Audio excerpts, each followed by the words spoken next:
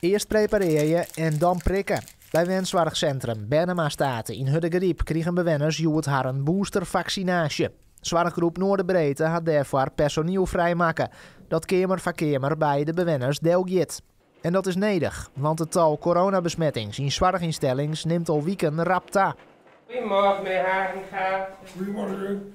U heeft zich opgegeven voor de coronavaccinatie. Ja. In de omgeving zullen we inderdaad steeds meer coronabesmetting.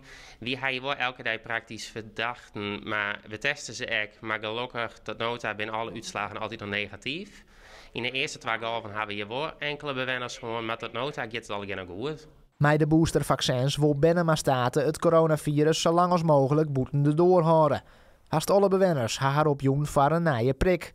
Dat geldt ook voor de heer Haringa, die het wijs is dat hij nou weer beter beschermen is. Die ziekte die verspreidt zich en het is wel hevig.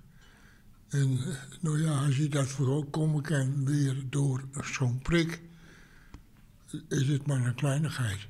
Er waren Joet 110 boosterprikken zet in Bennema-Staten. Verpleegkundige Riemer houdt de moed erin.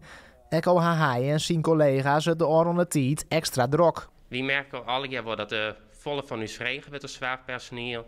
Gelukkig binnen collega's, die steeds wie werken extra, wie doen alle keer ons best. En dan hoop je het zo lang mogelijk vol te houden. 1, 2.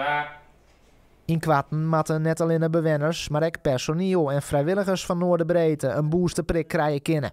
Er is verkozen om de komende 2 weken het personeel te prikken. En daarna komen de vrijwilligers naar aan bod. En de 14e beginnen we met het vaccineren van de collega's.